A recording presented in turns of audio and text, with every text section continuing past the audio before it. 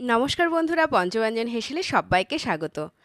আজ আর একটা রেসিপি নিয়ে চলে এসেছি। রেসিপি দেখেই তোমরা বুঝতে পারছো যে কিসের রেসিপি। হ্যাঁ, পনিরের রেসিপি।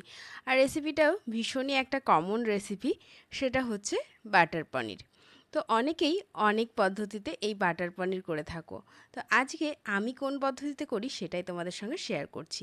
এখানে দেখো, পনিরগুলোকে এভাবে কেটে নিয়েছি। এখানে কাজু আর তার সঙ্গে কাজু বাদাম বাটা আছে, জিরে আদা বাটা, টমেটো বাটা আর ধনেপাতা। তাছাড়া যে উপকরণগুলো লাগবে সেগুলো ধাপে ধাপে বলবো। এদিকে কড়াইটা গরম হয়ে গেছিলো, বাটার এবং সাদা তেল একসঙ্গে মিক্সড করে দিলাম। আপনারা চাইলে এখানে পুরোটাও বাটারে করতে পারেন, তবে আমি এখানে সাদা তেল এবং বাটার দুটো মিক্সড করে নিচ্ছি।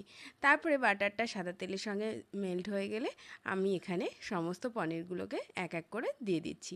এবং এই ভাজাটা অবশ্যই একটু সিম হিটে করবেন, যাতে পনিরের সাদা ভাবটা থেকে যায়। একেবারে যেন লালচে বা একদম লাল লালভাবে ভাজাটা কিন্তু হবে না।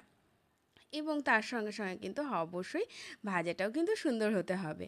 তো এইভাবে বেশ উল্টে পাল্টে আমরা ঠিক এরকম রং করে আমরা তুলে নেব। আর এদিকে উষ্ণ গরম জল নিয়েছি, আর তার সঙ্গে লবণ আছে। লবণের পরিমাণটা একটু বেশি করেই দেওয়া আছে, যাতে মানে সুন্দরভাবে পনিরের মধ্যে লবণটা ঢুকে যায় এবং পনিরটাও এতে ভীষণভাবে সফট হয়।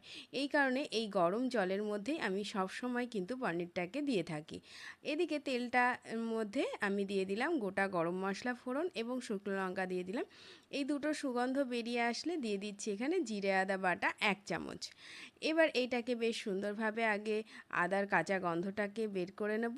কাঁচা গন্ধটা বের হয়ে গেলে এখানে আমি দিয়ে দেব টমেটো বাটা। টমেটো বাটা এখানে আমি 3 চামচ মতন দিচ্ছি।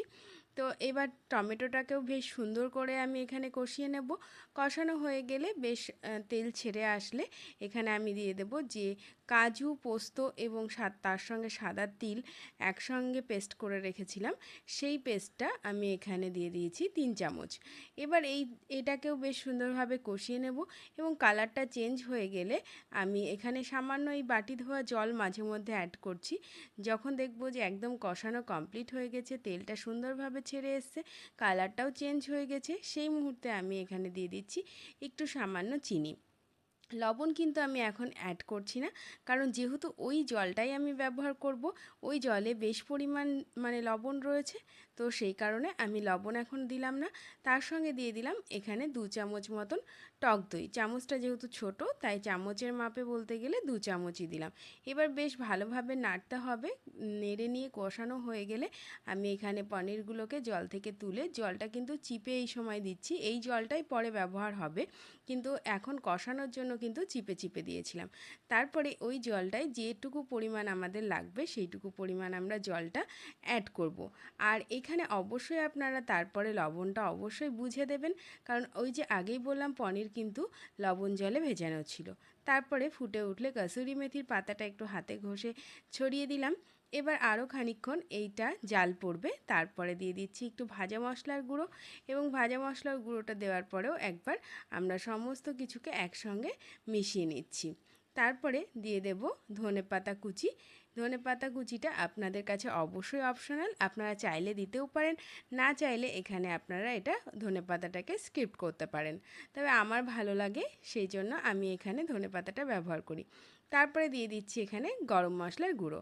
ব্যাস, তাহলে মোটামুটি কিন্তু আমাদের রান্না কিন্তু একদম কমপ্লিটের পথে। তবে হ্যাঁ, বাটার পনির শুধু কি প্রথমেই একটু বাটার দিলে হবে? লাস্টেও তো একটু বাটার দিতে হবে। তো এখানে আবার 1/2 চামচ মতন আমি বাটার অ্যাড করে দিলাম। এবার খানিকক্ষণের জন্য স্ট্যান্ডিং হিটে রাখবো, তাহলে কিন্তু আমাদের রেসিপি কিন্তু একদম কমপ্লিট হয়ে যাবে। এই যে স্ট্যান্ডিং হিটে রাখার পরে তোমাদের সামনে সার্ভ করছি। তো কেমন লাগলো আজকের রেসিপি অবশ্যই জানাবে কমেন্ট বক্সে। ভালো লাগলে বন্ধুবান্ধবদের মধ্যে একটু শেয়ার করে দেবে, আর তার সঙ্গে সঙ্গে অবশ্যই লাইক এবং কমেন্ট করতে একদমই ভুলো না। আর যারা একদম নতুন এসেছো আমার চ্যানেলে, তারা অবশ্যই সাবস্ক্রাইব করে পাশে থেকো। আজকের মতো এই পর্যন্তই, টাটা।